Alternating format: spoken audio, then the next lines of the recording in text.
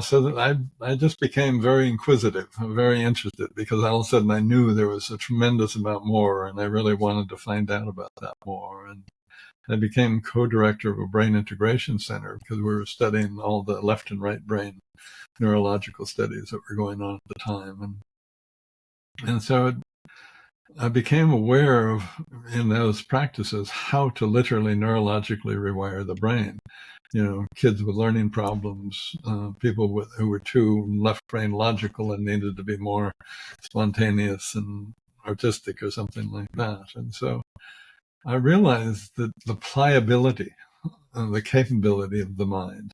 We had one fellow who was, he'd been an attorney, a pretty hard-nosed, successful attorney, but he had literally lost half of his brain in an auto accident. And he became an artist. Within a year, I saw him develop into this whole different other being. So the reality of that ability was very, very deep within me. And so, it's like quite in a very realistic way, whatever you're focusing on is what you're training your brain to do. If you lose the ability to see, for example, well, that part of your brain, you'll just listen more carefully, and so all that neurology within the optic nerve levels will begin to change into auditory, nerves and uses. And so the brain is just this extraordinarily pliable, ever-changing, always growing. When I was growing up, we thought, well, you've got X number of brain cells and they start dying off as you get older. Well, now we know that that's absolutely not true, that they continue to grow, they continue to develop, you can continue to learn. I'm in my mid-70s, and I feel probably as mentally capable as I've ever been. And so I don't see any limitation coming from that unless you aren't paying attention to your diet and what you're doing with your body and what you're doing with your mind. Then, of course, it'll, your comfort zone will end up killing you, of course. And so, it's really,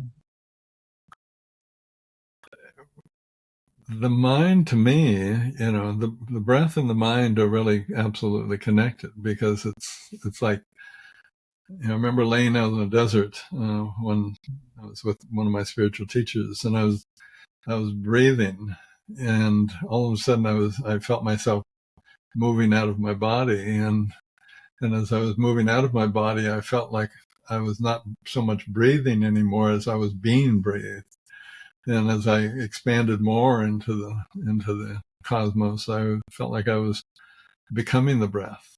And so you're breathing, you're being breathed, you're becoming the breath, and then you dissolve in the infinite. You go, even if you let go enough, you'll go into what's called the void, where everything comes from and returns to.